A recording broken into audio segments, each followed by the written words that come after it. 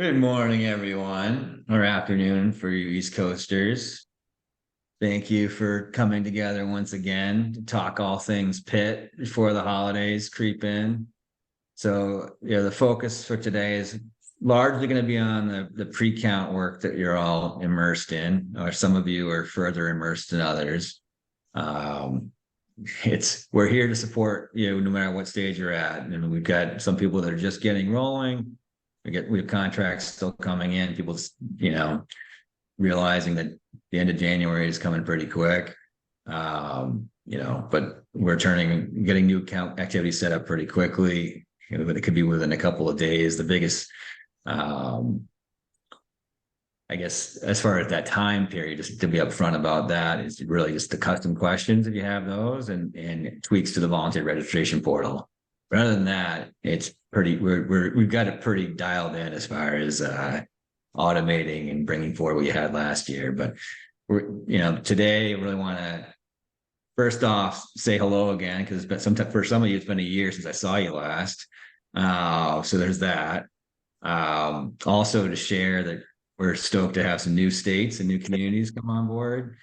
And we've got some that are still kind of kicking the tires that they're on this call. I think we've got a pretty good mix of, recurring clients that you guys have been with us for years, some newbies. So some people that left and came back. The grass, isn't always greener, I guess, and even if it is free. So that was cool to see. So yeah, it runs the gamut. But excited that we had a good count last year, but we had some lessons learned, and we're going to share the updates that we made with the dev team, hard at work in the off season, getting ready for the season. So without further ado, let's jump in and share. So I'm just going to, I'm going right into it. But for those of you that are new, this is our 12th year for using mobile tech for the point-in-time count. If you don't know us, in our coverage currently, last year we had 58 communities. I think we're up to 51 so far and counting for this year. Couple new states in there, which I'm excited to see. So our coverage map is growing. But as of last year, we're looking at roughly around 25% of the geographic coverage in the United States, using our tech, our industry vetted tech. I'll throw that in there, and it's worth just noting because there are some people that are doing these homegrown point-in-time apps that don't have offline capabilities, that don't have all the HUD compliance as far as the reporting is concerned. Well-intentioned. But when the server in the guy's garage goes down, there goes your count. And that type of thing does happen. And the offline capability is really important. We'll share that too, that a lot of people don't think about, in the sense that the way an app works, it is you can pretend you have an app in which you can just fire up an app from a web browser. But what that means is the server always has to be on. And you always have to be able to be connected to that server. Well, a lot of the people that we're working with and trying to engage are out in areas that don't have great cell service. So when we have some vendors try to go that approach that requires the web connection, you're missing a big part of your population. Or if some of the things we're seeing too is, I was like, oh, but we can store it locally. But what they're doing is they store the information locally, and then when they go to submit the information, it's the GPS coordinates of like their home address. It's where all the surveys happen. And we saw that in some of the news stories from some of the big communities last year, where everything was, questionable at best, because it looked like, and a lot of times where the surveyors live isn't the same areas that where they're going to survey people. So it's worth noting that our offline capabilities, when you save a survey, if you are offline, it captures the GPS location of where you were, and you come back online, and you go to submit, it actually submits it from where you were.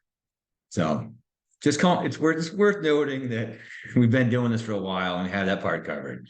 On the pre-count planning stage, diving right in. So I'm Matt Simmons, president of Simtech. I'm joined here with other members of our team. That we have a professional services team and a development team. That's how we come at it. We don't have a sales team. It's all inbound. It's referrals. It's based on people liking it and telling other people that, hey, you should try this out. And so for those of you that have been our champions, thank you. Like, we wouldn't exist without your good words and your ongoing support, through the years. And sometimes also just your patience and understanding, because we're trying to figure this out too. And so while we're really proud of what we've done, we're still iterating and building. And so I think you're going to see some of your footprint and some of your suggestions in more of the planning logistics part, because the surveying technology, that was like year one, like GPS enabled surveys. We have that. But now it's like, what else can we do? How can we make this better? And put ourselves in your shoes of being a COC or regional count administrators, and thinking about all the things you have to do to make this work and make sure you have effective coverage. And people don't get it, because if they haven't done it, they're like, oh, it's just a point in time count. Everyone just downloads the surveys and goes to town, and then the night's over. So they work. What do you work one day a year? And that's ridiculous. There's so much that goes into running a successful point in time count, from the planning logistics, the volunteer recruitment, just the awareness of what you're doing, and how you're using the data to affect change. Like, it all matters. And getting that report to HUD obviously is huge, because that's part of your funding. So anyway, at the pre-count stage, we need to figure out where to send, and every community is different. So work with us on this. Like, we know that there's some small communities that your needs are simple. You pretty much know everyone by name anyway. You don't need to have all this, infrastructure. It's just like, give me the app. I don't need the extra features. I don't need customer surveys. And so we've got some of you on, and we want to support you where you are. And that's all you need. Great. And then we've got some larger communities, Texas Balanced State being, doesn't get much larger than that as an example, but also a lot of, larger cities, continuum of care that have large cities in them and then have rural areas too. So in order to support all of that, one of the things I'm excited to share is some parts of it is like breaking it down in manageable bite-sized chunks, and then walking you through each stage of the process. So, like you're ready to roll, come whatever that day is in January. Right. So the pre-count stage, part of what we're doing now, and it's a free option for everyone to use, is a known location survey that you can add into the app, or we can add for you. Just if you didn't put it in your agreement and you want it, it's free. Just message us on the help desk, and the help desk, it's pit@simtechsolutions.com, and that email goes to all of us.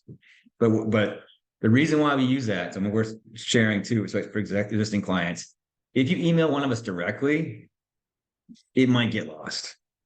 Just straight up, we've got a lot going. But if you email, and it's also like, it might not be that person's job responsibility. We're trying to divide and conquer on the work. So if you email pit@simtechsolutions.com, we can work together as a team. Everything's in there. Like, these are all the things we need to respond to. Who's going to do what? So just sharing it. Please just use that if you need help. But right now, known locations is identifying where the heck people are that you believe are experiencing homelessness. It's a one-question survey typically. There's times some communities add another question to it. I can explain in a second. It says, how many people do you believe are experiencing homelessness in this location? It's a number. Is it 8? Is it 15? Whatever that number is, it's going to drop a pinpoint on the map, and you're going to be able to use that for planning purposes. If you've got one concentrated area that has a lot of pinpoints, you probably need to send more volunteers there. And I use the word volunteers too loosely. I will say that it's really surveyors, because a lot of you aren't volunteering. You're getting, or the people that you want working, the day of the count, they work with the homeless population on the day in and day out, right? Those are the people that you really want to lean in on, because if they know how to engage people, they know where the people are, you're going to get better results. So when I say volunteer, just know that I'm misspeaking. All right, so bear with me. It's surveyors. So where do you send the surveyors? And who are your surveyors? So for those of you that use so we have a region account team management for the larger communities to help break up the community into smaller bite-sized chunks. And then within there to be able to take the people from the volunteer registration portal, if they use that function, and assign them to regions. So that way, like if you're in the Northwest county, if you live in the Northwest corner of the community, you're not being asked to volunteer in the Southeast corner. Ideally, you're keeping people local to their neighborhoods that they know, instead of like having them walk around like, I don't even know where I am, I'm lost. You don't want that. All right. So having people participate in the communities that they're familiar with, and then creating well-balanced count teams is hugely important. All right. So the known location surveys, good upfront planning, and that's going to help you establish your quotas too, for how many volunteers or surveyors you need. All right. And if anything comes in the chat on the SimTech team, if I need to pause, if people want to come off mute, I don't mind. I can roll with a couple interjections here and there. All right. So this is the known locations. Again, it's one question, and then it can look like this, and these are all color coded. And so, of course I block it, but there's different scales of how many people. But again, you can use that to figure out how many people to send where. And then and we have guidance on all of this, and it's all on our website. So the support section, pointin-time.info, that has details about how to do each step. But even if you can't figure it out, just reach out to us. Like, we'll do it together. Like we don't want to overwhelm, and I want to be able to cover a lot. So we're not going to get into the weeds of everything right now. All right. But just know that these things exist. If you need help, you can help online, you can get help with us. All right. So you're breaking the COC into subregions, ideally, and then you use known locations, any outreach data that you have. If you don't, one way to also use known locations is there because it's in the void of other things.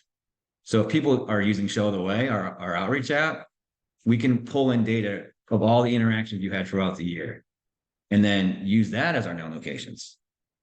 All right, that's another thing. If you have your own outreach tech or 311 calls, or maybe your fire department is remediating encampments, and because they want to make sure everything that's like fire abated, and they have all the addresses, we can work with that. We just need the GPS coordinates. That's the biggest thing. All right. So if you do have that, you can send that to the help desk. Again, ped@simtechsolutions.com. Request to have it uploaded, and we'll work on it. All right. But in the wake of, in the void of that, we can have people, ideally your trained outreach, your first responders, the people that do this work on the regular, are dropping pins now. This is pre-count mode. All right. So when you log into your app, when you log into Counting Us, and if you're using the volunteer registration portal, create your account by going through there. Once you log in, you're in pre-count mode right now. The known location data is real. But anything you do with the other surveys is just for, testing and training right now. Like, get used to your survey questions, use it as a training device. Like, hey, you want to check this out? This is how you do it. They submit a survey, it's going to be ignored from the PIT report. Because as soon as we go live, all that data is flagged and kind of sandboxed off. So it's not compartmentalized in the same place that we keep all the real data. So that way, the whole time between now and then is training time. You don't have to wait for the day of and like, I hope this works. So there's that. And then as far as establishing quotas, you could think about population density, like the size of the areas itself. And we have new data, there's new data attributes in the command center that help pull that out for you using data from the US Census. So I can share that in a second too. But So that's pretty cool. Like you can actually have an informed decision about what the quota should be. This is a preview of what the volunteer registration portal looks like for a community. It's customizable. And new this year, you can manage a lot of this content on your own. So within the command center, you can tweak the content. And that was a lesson learned for us too. Like, I mean, we love talking to y'all, but there's times when it's like back and forth. Like, oh, you forgot a period, and like, okay, so someone has to write a sentence and put a help, right? And that was just like no moss. So now you can do it on your own. All right, and that was, I'm really excited about that, and I'm proud of our dev team for taking like those things off of the professional services team, because like that's how we're gonna grow and be able to support more communities and have more impact. It's just taking care of some of the minutia and then giving you local control. And then you don't have to come to us. You just, if you want to change the wording, you change the wording. All right. Anyone that registers through the volunteer portal automatically has an account. So if you do have the portal, you don't give them the setup key, have them go here. And then you have one of the key parts of this is you're capturing information about your surveyors. And like when you're thinking about what it means to have a well-balanced count team, is it someone with lived experience? Is it someone that is trained outreach? Do you have people that speak that, whatever language, is it popular in that encampment that they're going to that day? Some areas you might need someone, for protection, whether it's law enforcement or just a few big people that, you feel safe around. However it is, but just think about that. And sometimes there's rural areas, make sure those people have a car. So that way, like they're willing to drive others. We can capture that information in the volunteer registration. So there's that. And are you willing to, if someone's willingness to be a count team leader, again, this idea of cascading responsibility. So you've got the COC admins, you have jurisdictional leads, and then even further down, you have count team leaders. And there's new functionality we're excited that's going to be dropping really soon to give them a little more local control too, and messaging we'll share today. Volunteer recruitment. Everyone's in this stage right now. Here are some ideas for you to ponder and think about. I'm not going to read it off to you. And we also have social media packs.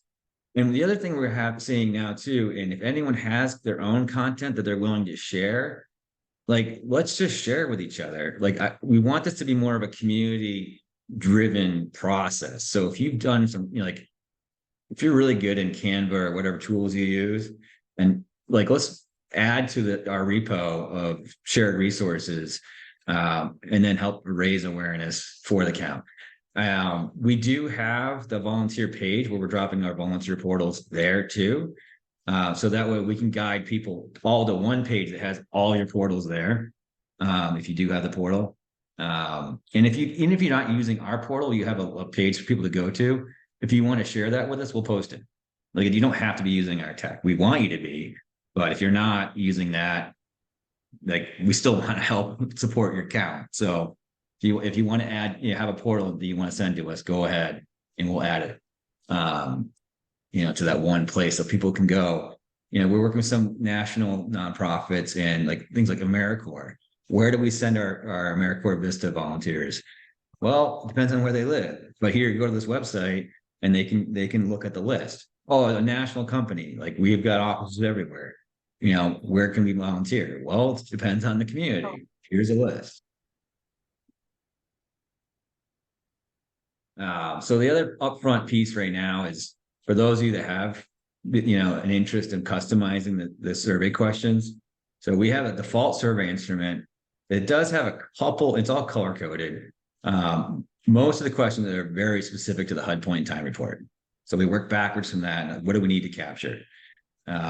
We'll share in a second, but we are already updated for the 2024 data standards and the kick and pit notice. There was a couple questions that were changed. I'll share in a second. But then we also have a few questions that enough communities all wanted or make sense to have that we incorporate them in the core template. All right. So, and then there's a few also, there are leading questions that help ensure the integrity of the data. So for example, the first two questions, have you already been interviewed? If they say yes, thanks, have a nice day. If they no, you go on. It's all conditional logic. The second question, we need to know if they're literally homeless. All right. So then it's asking where they're staying. And then beyond that, we have other questions. Some communities, they don't engage everyone in vehicles and makeshift shelters. So they want to derive an estimate. So there's follow-on questions specific to that, if that's the approach your community needs to take or wants to take. So again, it's all tailored. We also have the Family Unification Survey with Miracle Messages. It's a nonprofit we work with in San Francisco that does family unification support. They have digital detectives that will help try to reunite someone with their loved one. But if you wanted that service, we have one question that says, do you have anyone in your life, friends or family that you're united with? If they say yes, they're prompted to do another survey to capture details about that person that we then share with the detectives from Miracle Messages who work the case and try to facilitate a reunion. Had some really good success with in the past, but not every community wants to do that, right? So if you want it, one more question. If you don't want it, it's gone. New this year, you can change the wording of the questions on your own. So if you don't like the way it's phrased, some of the questions are hard to ask people, and it's helpful if you couch it in a certain way. The substance abuse questions, domestic violence questions, there's language that you might want to use. We need to ask it. We need to get to that answer ideally. And the response values you can change the labels, but we still need the certain, yes, no, whatever it might be. But just knowing that this year, if you wanted to change the phrasing, you have the ability to do that on your own. All right. Optional to go alongside the app, and we do have the maps built into the app as well. But some people find them, they're small. All right. And you are where you are. Sometimes a map will help you know where you need to go. And you can draw on it and you can I get this and whatever. So there's some communities that opt for the print-friendly maps. And these maps really have a lot more detail than what oftentimes you see on your phone. And one of the things that we're working to address, but it did come up, it's not an easy nut to crack, is when you're drawing on a map, a layer of your coverage of where you're supposed to go, that layer itself tends to hide the details behind it. Because it's like, if I draw over this map and okay, you're going here, and I shade this in blue, well, then the Blue River, but for example, is now going to just blend right in. So just sharing a print-friendly map is a decent complement to the app to what's in the app as well. Anything in the chat, or are people saying hello? I see some. I think we're good. We're posting lots of links, and people seem to be excited about the functionality you're describing. So we seem to be good. Okay, just checking. Thank you. You're welcome. It gave me a chance to sip my coffee too. So thank you. All right. So that's another example that kind of drilled in on the maps. So I should have had a drum roll. I just went right into the slide. This is all what's new for this year. I will share for people oh no, new stuff. It's all quality of life enhancements. It's not like we just reinvented the whole flow. All right. So don't get scared that you have to do all your training all over again or whatever. We didn't do that to you. All right. I'm going to let you read, and then we're going to, on your own. But you'll see some of the functionality in a second. So I'll give you a moment, give you a preview. All right, pretty good. All right, moving on. All right, so like I said, new gender and race questions aligned with the HUD data standards, and the Hick and Pitt notice came out afterwards, and we already knew in our heads that it was going to have these new race and gender questions. So we were already compliant when it came out, so we're good there. And the report is also being, as well as the output, is currently getting close to being published. So the way our development cycle works, we obviously wanted to make sure the data captures tight first.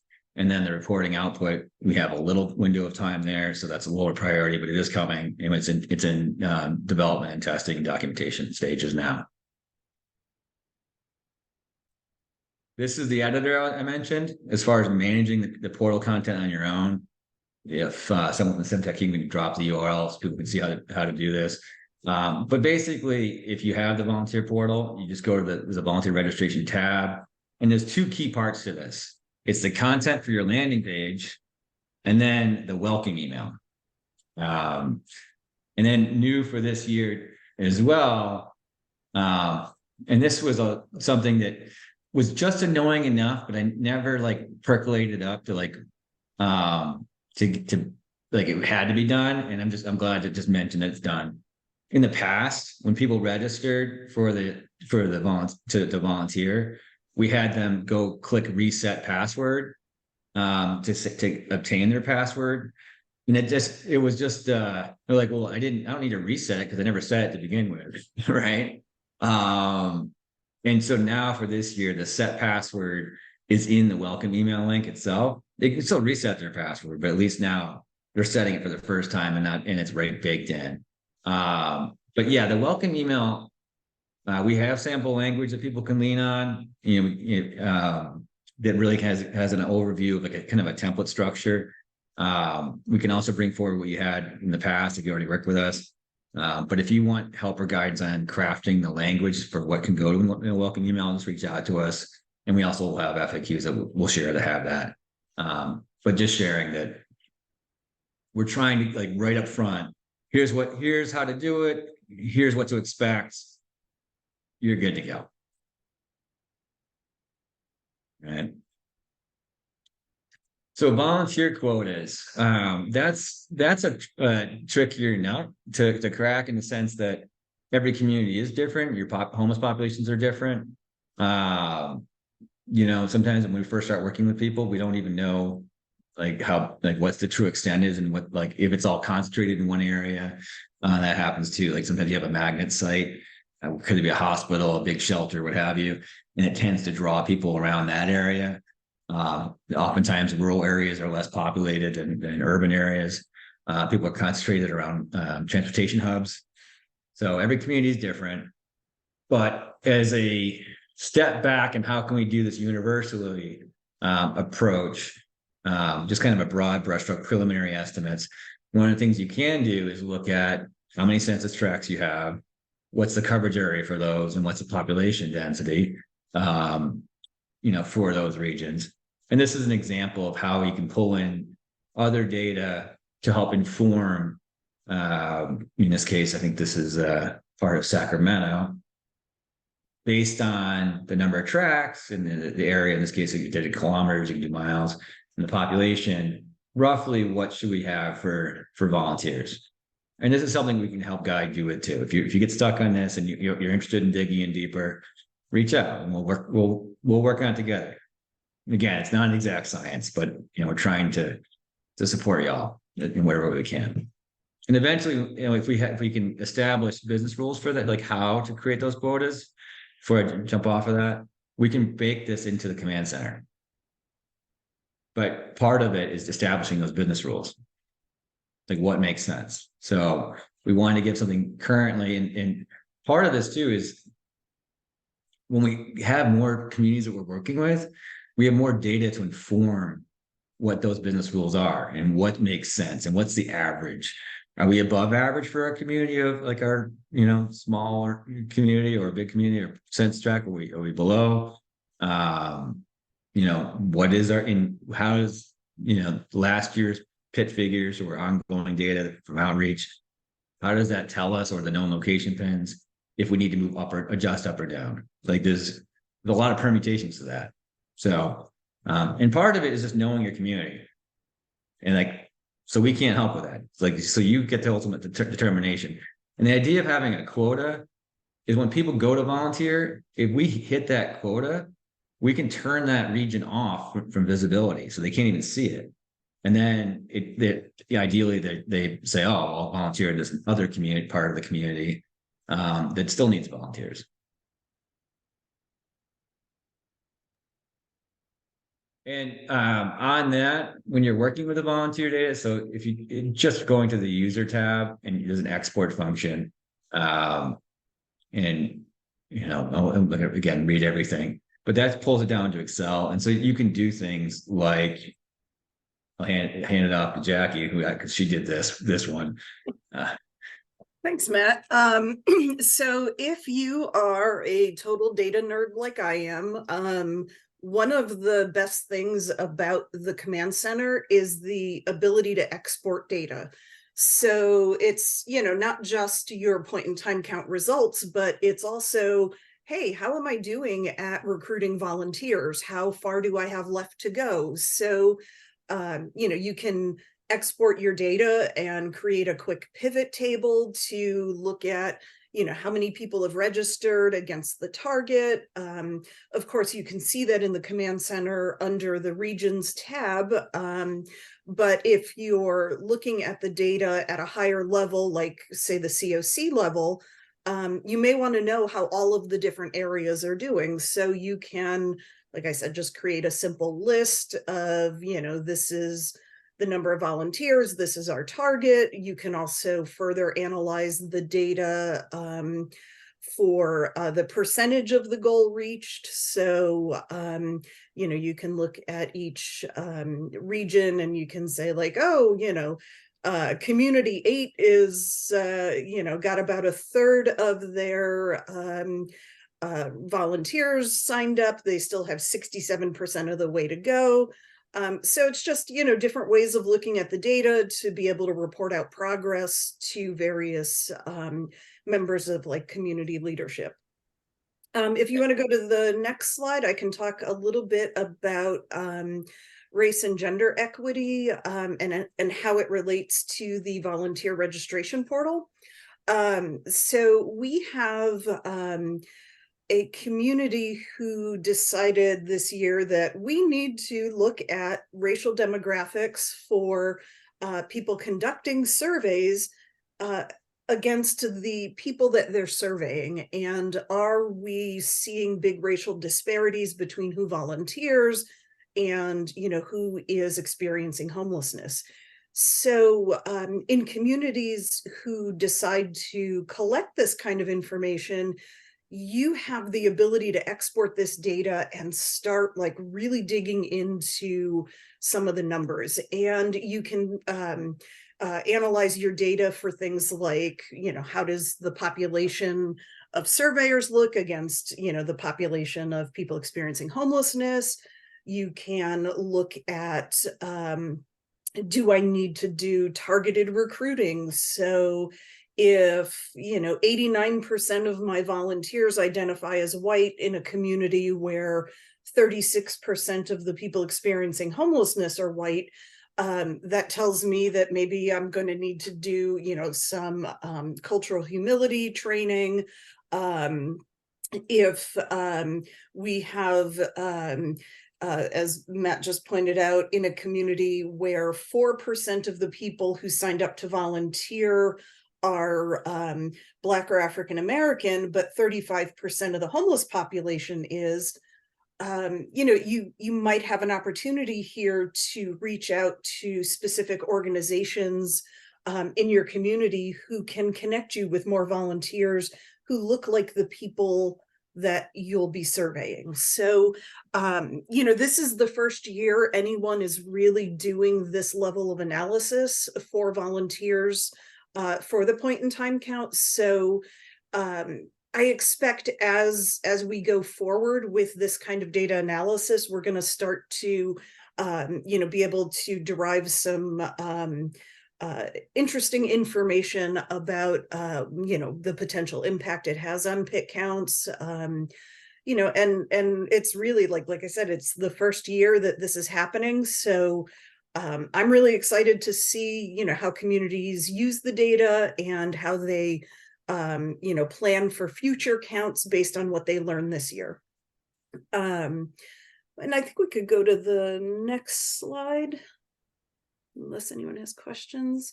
I did want to also point out that we have worked together at SimTech to help sort of create a guide to understanding what it means to be a lead for a community. And that's from the jurisdictional lead standpoint. So of course we have our COC is typically the leadership for the count who makes all the decisions, but then, you know, communities locally need to be able to be responsible for you know, recruiting their volunteers, making sure providers and outreach and people experiencing homelessness know how to use the app to identify known locations.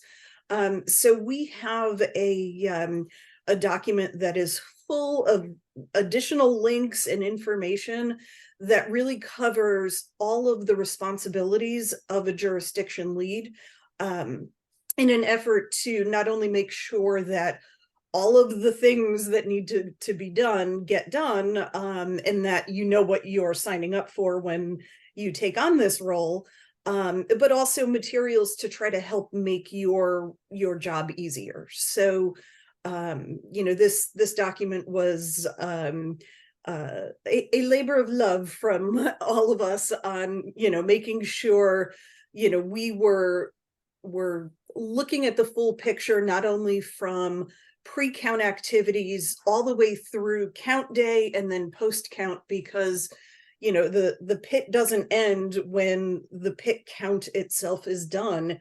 The pit count ends when the data has been accepted by HUD and you have produced, you know, your final reports. So you know, we're hopeful that this document will kind of help people understand what, you know, is part of their role as a jurisdiction or regional lead. Yeah, I appreciate that. And I'll piggyback on that too. For those of you that are COC admins and you're working with different cities and towns, and there may be a few of you that have had this experience where the count is over, you publish the results, and then you try to publish results at a community, city, town level, and the people that balk at the results are the same people that didn't show up the whole time you were trying to get this work in play. And you're like, why is it the numbers down? And like, well, because we had all these meetings and had all this infrastructure. You didn't recruit any volunteers. You really weren't engaged in the process. And so it goes back to like the garbage in, garbage out. And this level of transparency and accountability helps deflect that from y'all, because it's really a joke when they do that. It's like, what did you expect? You didn't show up. And it's like the, you know, the high school group project where, you know, everyone gets a B because one person really brought your grade down. Because in the end, it is a group project, the point in time count. And so what we're trying to do here also is have that layer of accountability and transparency. So if you do have, you know, that poor student that never shows up and doesn't do their homework and all that, you know, at least you know, and then potentially you can actually, you know, if you were to ignore their count results altogether, you could even enumerate to backfill just their total lack of participation. But again, it's homelessness is you know, typically, you know, one way to look at it, yes, it's a lack of housing, but it's a result of system failure. And if we can bring the homelessness response to a community level and spread out the workload, you know, that's, you know, raising awareness, you know, how bad's our problem? How are we going to address our, you know, our problem and take care of our people, our fellow citizens? That's going to really help everyone. Because right now, the current approach into the past has been a lot of weight on just a few people's shoulders. And that's not really an effective response. We need to spread that work out. So this is with that, you know, line of thinking in mind, is like, let's do this right. Let's spread out the workload. And if you don't show up, that's what you can expect, you know, subpar results for your part. But don't drag the rest of us down. So sorry, a little soapbox moment, because I have had it. And it stinks when you have a donut hole in the middle of your region and you're like, I don't know. We know there's homeless people in there, but they didn't show up. So this again, we're really trying to address that. The communication tools. So I don't know if any of you use like DoorDash or Uber Eats or call an Uber, but the idea of like we use a service. They all use the same similar service to what is called Twilio. Twilio, what it does is it masks. It allows us to do the messaging, but it also masks the phone number. So you don't have to like use your own phone and text your own people. All your volunteers, like because now they have your phone number. So within the command center, you can send out messages to your people. All right. So it's a third party add-on. We're baking it into our costs. Currently, we're going to see how much those costs are. But a big part of an effective count is making sure you can communicate with your people and they can communicate with you. So you'll have new messaging features, and it supports SMS text messaging as well as a one-way email. So if you need someone like, hey, we need someone out here, or Joe, you're no longer in our community, come back, whatever it is, you can do that. Not to pick on Joe. Yeah, hey Matt, just want to add, this is functionality you can use to message a region user, like someone that's part of your region, someone that's part of your team. You can also message everybody that's part of your account. So that's part of, volunteer recruitment and just sending updates. So just different ways to use it. And we should have an FAQ about that. You sure? Absolutely.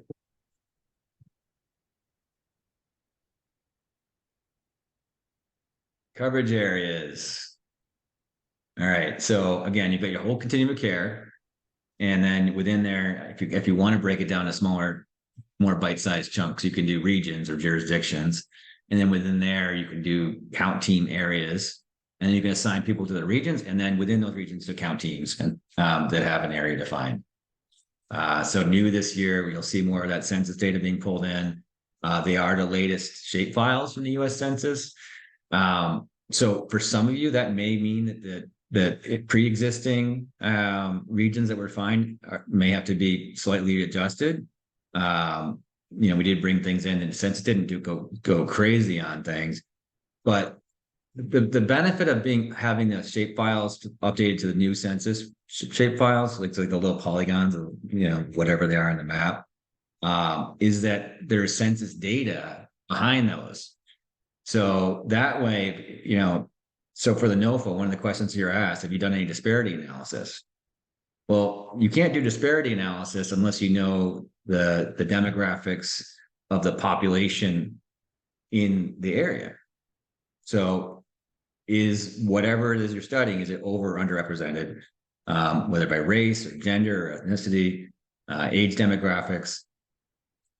And you need to be able to compare against the overall population. So by updating the census tracts, we also behind the scenes update the data pertaining to those. And the census tracts get updated every once in a while, every few years. There's a big census every 10 years. But it's, communities grow, communities shrink, people move, and the demographic patterns change.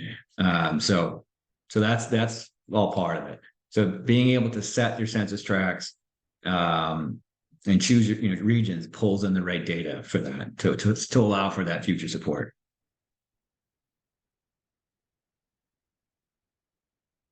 So this is cool.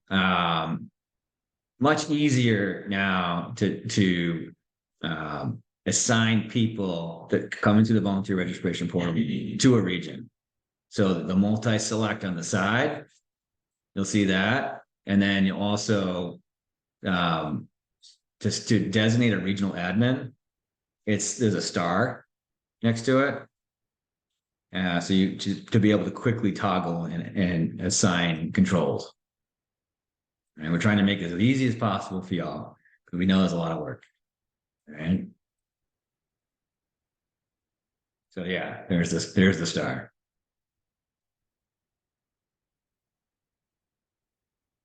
And then the same functionality, again, we're trying to, you don't reinvent the wheel each time. It's we want to make it all have a flow to it. Same deal for team leaders. So within a team, you can have a team leader. And that the idea of that is there's some responsibilities you might have of a team leader that you don't put on everyone. For example, if you want to provide care kits, all team leaders need to pick up their care kits at this location by Tuesday. And you're going to need 15 of them. And so we don't send every volunteer out to go get the care kits. We send a team leader. And the other side of it too, there's some communities that will have a deployment center approach. So everyone has to go to one, say there's 5 regions, there's 5 deployment centers potentially. Sometimes it's 3. You can share a deployment center too across regions. But then there's also areas that's like so scattered. So, South Dakota balances state, all right, as an example, one of our clients. They're not going to all get together in one town and then go out. That's a lot of driving for no reason. So you can actually have regions, and then within there have teams, and then even the teams can have a meetup location. And it's nothing fancy. It could be like this gas station or this Starbucks or this McDonald's, just to know where people are. And again, the idea of having that messaging baked in now, new messaging features. We did have it happen in one community where people all got together, but they didn't know what each other looked like. It was like a blind date. And so they all show up. They don't know who they're meeting with to go out and do the next step. So they're just walking around trying to find the people they're volunteering with. And so the idea of this is like have a meetup location, know who you're meeting with, be able to message. Like I'm the guy in the red hat, whatever it is. And then be able to kind of spread out the work that way too. So this isn't in the app yet, and we're going to be doing another release. But if you have those meetup locations, say I'm a team leader, you can message me. And then in this case, you are using your own phones messaging because there's a few people. But if I need to reach out to, in this case, it's myself as a team leader, but pretend I wasn't me. But on the screenshot, but I needed to call I needed to call the team leader. I hit the button. I can make a phone call. I can do a text or send an email. And then I've got my meetup location and good to go. Any questions on that? Well, people like that. It's just one of those things that, again, this year one of having a GPS enabled surveying for the pit, this was not there. Just this is like we're starting to add more layers and more functionality because it comes up like how are we going to coordinate with all these volunteers going everywhere? So another thing that came up, and again, this is also trying to give you more local control and also reducing the back and forth and the needs that you have on our support team. We want you to have as much control as you can, and to the point where you can't brick the software. Right? We do. There are limits, and the HUD questions we can't have you yanking them out and tweaking them and creating your own races or whatever. That's a no-go. So we have the ability for you to manage the order of the surveys. That's already been in place. You can change the survey names. You can edit questions and response labels. You can also lock your surveys. And so once the surveys are locked, there's some communities that have a part of the process that they may have a COC board meeting or a PIT committee, and it'll be an agenda item. Like, this is our survey instrument for this year. Do we have approval? And everyone looks at it and they make their notes and make their comments, a couple tweaks. And then once it's approved, it's it. Like, we're good. So you lock it. All right. And that was a lesson learned from us. We made a mistake of thinking something was missing for one community. And I'll just say it was, date of birth was missing, and they didn't want date of birth. We just like, oh, how did we miss date of birth? And so we added it thinking that we missed it, and they didn't want it. And that was on us. That was a lesson learned. But we didn't have the checks and balances in place to have it locked and be like, no, they already proved it. It's good. All right. So we're learning from our own mistakes too. And we're not, We like to be close to perfect, but we're not. Certain people will tell me that more than others. Oh, all right. I'm going rogue. All right, so new survey management features. So again, you can edit, this is editable. Again, we have conditional logic. You can see that baked in. And then again, you can there's certain, you can change the labels. You can, English and Spanish currently. Maybe at some point we're going to support other languages. On the volunteer for now, if you do have other languages that are spoken often, we can add to the volunteer registration portal languages spoken of the surveyors, and you can use that data. And we do have some communities that are adding to the known location survey. What's the primary language spoken at this location? So that way, if you have say you've got a encampment that's full of people that speak Farsi, you can have someone that speaks Farsi go out to that location. All right. So we don't have it like 40 different languages baked in. I mean, I'm lucky I can speak English. Spanish is like, I'm like, un poco. But then beyond that, we don't, like we need help. So this is a way to spread that out. All right. So yeah, this is locking the survey. I'm going to move on a little bit. Yeah. Changing the order of the surveys. We do that. And then we've only got a few minutes. I don't feel like we have time for a whole demo right now. We can give you a demo. The biggest thing is straight up, if you haven't seen the tech and you want to mess around with the app, you can just download Counting Us from the App Store or Google Play, or go on the browser to counting.us. And the setup key for that is just demo. And there's going to be different surveys for you to mess around with. We can set up another time if you want a full demo of like the app and the command center if you haven't seen it yet. But just sharing. I want to make sure we leave a few minutes for Q&A. So sorry, we had so much new material to share. We didn't really have time for a demo, and I am verbose, so there's that too.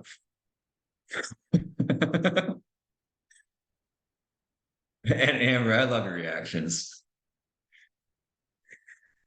So anything come up in the chat? Any questions, SimTech team? Anyone come off mute and talk about their experiences? I would love to hear how people went from paper to mobile tech and how much it saved their day. Well, Matt, you know that I'll give you guys kudos. I always do. I was texting some of your team, but just even seeing some of the updates that have been done since last year, it's exciting. I mean, I don't sit on the calls with Kevin anymore, so this is kind of like the first time I'm seeing it. So that's why you got the reaction, sir. But even with the volunteer portal, I think we do have things to discuss now, because some of those things that we thought were kind of pitfalls that when we used it a couple years ago, you guys have fixed. So I've kind of been managing the team or texting the team in the background, kind of having that conversation. But being able to edit ourselves, being able to have the volunteers go back in and edit their own shifts, I mean, that was huge improvements. And then if there are folks on the call that haven't used it and you're still on paper, stop. I mean, this was a game changer for our community on so many levels. And like I just said, every year it gets better. So if you're like wadding back and forth, go for it. Like, it literally will change your count. And the team that they have is never going to not help you in the way that you need to be helped. So once again, good job, SimTech team. Thank you, Amber. I owe you a cocktail or something. Or something. Yeah. She knows. Well, actually, I think we're gonna see each other in Kansas City for HSDC. So that I'm psyched for that. So yeah, looking forward to that. But yeah, we've got representation from all over the country. That part's cool too. And I just want to share, like, I really appreciate being invited, to this hard work and having a role. So thank you all for doing that. And I'd be remiss. Again, we don't have a sales team, but it doesn't mean I can't give a shameless plug. We do have, for those of you that are like, this is cool, but could I use it year round? The answer is no. You can't. You need to show the way. That's an outreach app. It's meant for like ongoing case management. It's like it's a different tool set. It's like a CRM on your phone for people that are experiencing homelessness to get to know who your population is, get your prioritized binding list, work with them one at a time. It's like a flip of the HMIS in the sense that we get the HUD reporting as a byproduct, but start off by figuring out who you're working with, get to know them over time, find out what their needs are, and work with those people. It's so like that's like mind blown, like right, like oh wow, you might want to ask people what they want and need. But if you really think about what the HUD data standards are, we don't ever ask that. And the GPS capabilities of your phone allow for geospatial reporting. And that's what allows you to have community informed decisions. And so like, and again, even the HUD data standards, you don't have the GPS coordinates of where people are.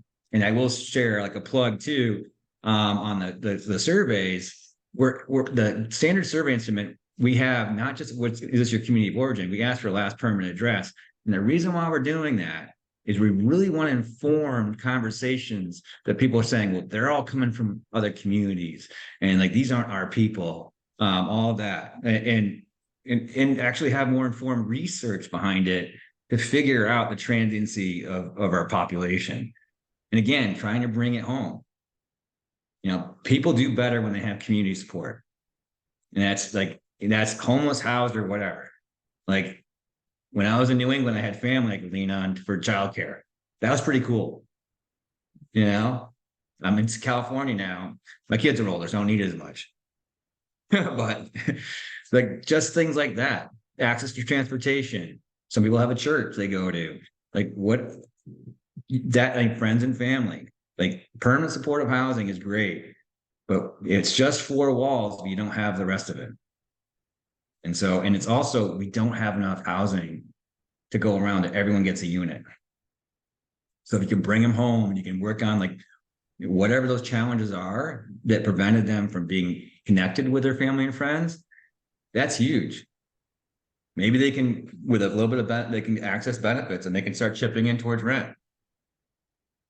They don't get their whole house, but they're no longer homeless.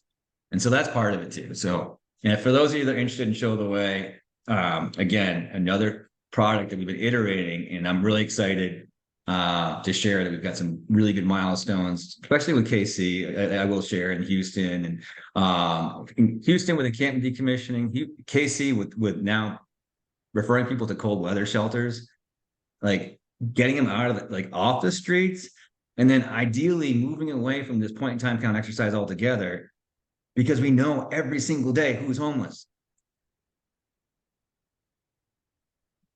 So Hey, anyway. yeah, I know we get jazzed. I won't start talking because I get more jazzed. But just wanted to shout out Alexandra, and I'm sorry if I mispronounce your name. Oh, I'm terrible with this. Asish? Okay, I just took too long. Now it's awkward. I'm an awkward guy, whatever. Anyway, if y'all want to stay on, we can do the demo. Just wanted to shout out y'all. Y'all were asking for that.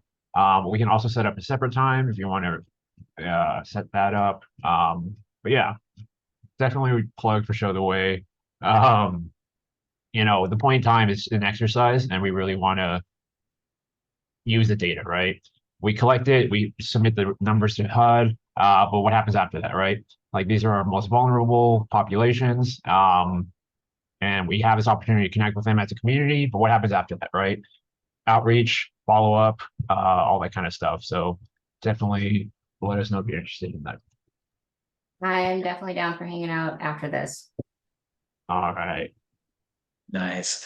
So I'll probably stop the recording now. So I put the URL for Show the Way there too, but sometimes it just takes a meeting. It gets in, and it's how it's applied is important too. Like what's going on locally. Like some communities we've got first responders that are engaged, and sometimes we've got first responders that just arrest people. So like like your community and what their needs are. It really comes into play here. But yeah, and I actually think we need another webinar just for Show the Way too, straight up. You know, I think it's we've been working secretly and like working with certain communities, but I think it's enough that we need to really, you know, create a movement with what we have. And we already are in smaller community in smaller parts, but let's blow this up. Yeah, let's do the damn thing, right? Oh, you didn't Yeah. stop the recording yet. All right. Well, I'll stop the share. Well, I'll stop the share first. You want to take over? Sure. If people want. Do Yeah, you want there's to? a few people that want to stay on, and so we'll be conscious of your time. Try to go quick. Please let me know if there are specific things you want me to go over. But I will just jump in at counting us to start off with.